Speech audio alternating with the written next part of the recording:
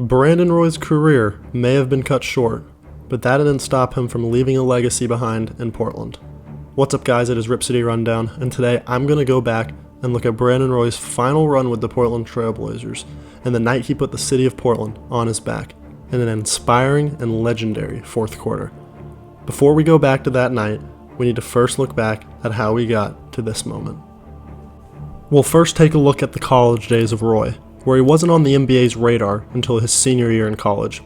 His first 3 years at the University of Washington weren't bad by any means, but they weren't on the level he needed to perform at to get to the league. That changed in 2006 when he became the face of the Huskies and took advantage as he averaged 20.2 points per game on 50% from the field shooting as he led the Huskies to their second straight Sweet 16 appearance. He went on to be the Pac-10 Player of the Year and earned All-American honors. His performance also led him to being drafted 6th overall in the NBA draft, with his draft rights ending up with the Trail Blazers. Fast forwarding through his NBA career, Roy looked like he was on a straight path to superstardom. He quickly won Rookie of the Year almost unanimously, and then went on to become an All-Star in his second season. However, the theme of injuries began to plague Roy. After only playing 57 games his rookie season due to an impingement in his knee, he followed that up by having a lingering ankle issue in his initial All-Star season. Then, before the 08-09 season, his third in the league, Roy underwent a medical procedure to remove cartilage from his left knee, a surgery that kept him out several weeks prior to the season. However, despite all that, Roy averaged a career-high 22.6 points per game while receiving his second All-Star nod as well as an All-NBA second team. He was the first Blazers player to make an All-NBA team since the 91-92 season, and he even finished 9th in MVP voting, and led the Trail Blazers to the playoffs for the first time in 6 years. After all their early success, the Blazers saw that they had a future star on their hands. So on August 5, 2007, Roy and Portland agreed to a 4-year max contract extension. It looked like a great deal, as Roy garnered his third All-Star appearance this year and made an All-NBA third team as he once again led Portland to the playoffs. All looked amazing until Roy once again injured his knee and underwent another surgery to now repair a slight meniscus tear. Little did anyone know that 2011 would be Brandon Roy's last season in Portland. Roy started the 2011 season looking normal, but by December, his knees began to completely fall apart due to the lack of cartilage. He ended up being out indefinitely and underwent another arthroscopic knee surgery on January 17th. Roy came back a little over a month later, but never found a rhythm.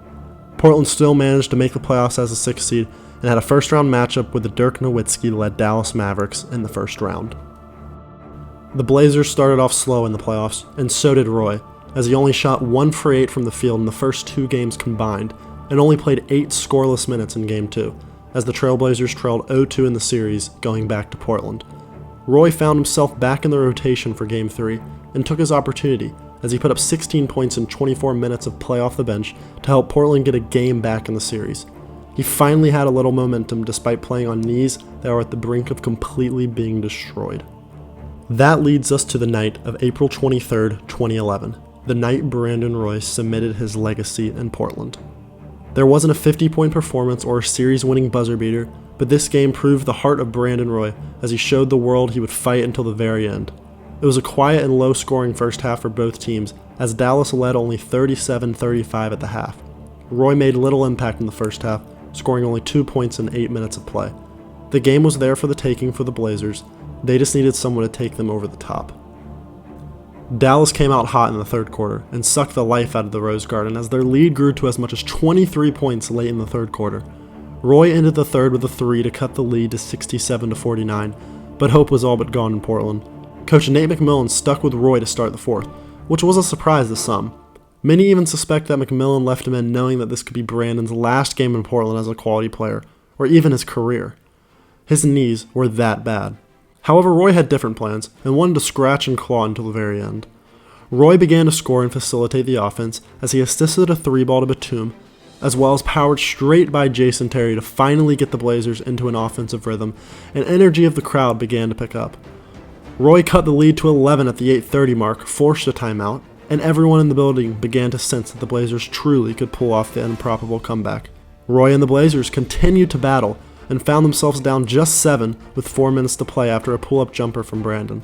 However, the very next possession, Jason Terry silenced the crowd with a contested corner 3 as the shot clock expired. A 10-point lead with just over 3 to play felt almost insurmountable, but once again Brandon Roy had different plans. He assisted a layup from Wesley Matthews, and then followed that up with an acrobatic finish with the left to cut the lead to just 6. The back and forth play by both teams continued, until with just over a minute to go and Portland down 4, Brandon Roy made the shot of the night. An and 1 3 4-point play sent the crowd into a frenzy, and more importantly tied the game at 82.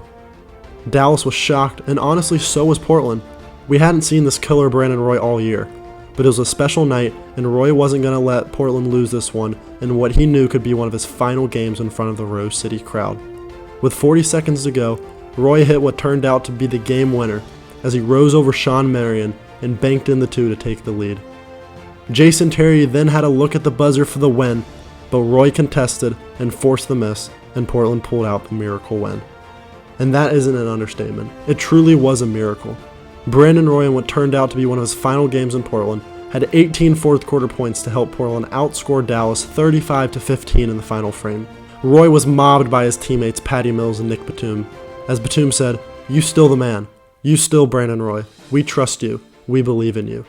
In his post-game interview, Roy said, "There were times where I didn't know I was going to play basketball again. We were down 20 points, and I just said I was going to play. I had nothing to lose.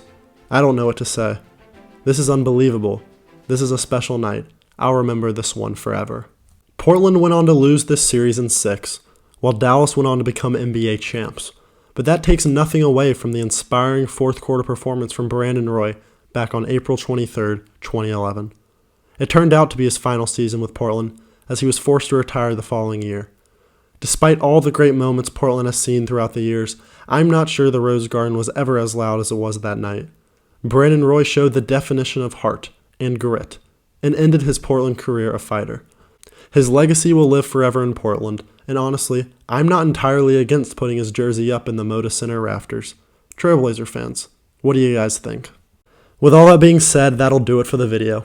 I hope you enjoyed it, and I hope you like this style of video, as I had a lot of fun making it and researching and just learning more about Brandon Roy. He truly was one of the first players I ever got to see as a Blazer fan, and he was the first Blazer jersey I ever had. We all wish his career was longer, but he truly gave Blazer fans 5 insane years in Portland. If you enjoyed this video, make sure to leave it a like, and comment down below how much you enjoyed Brandon Roy's career, and if you remember that night on April 23rd in 2011. Make sure to subscribe for more Portland Trailblazers content, as we'll be coming out with more content throughout the offseason and as the season begins in October. Thanks for watching, guys. I'll see you in the next one. Peace.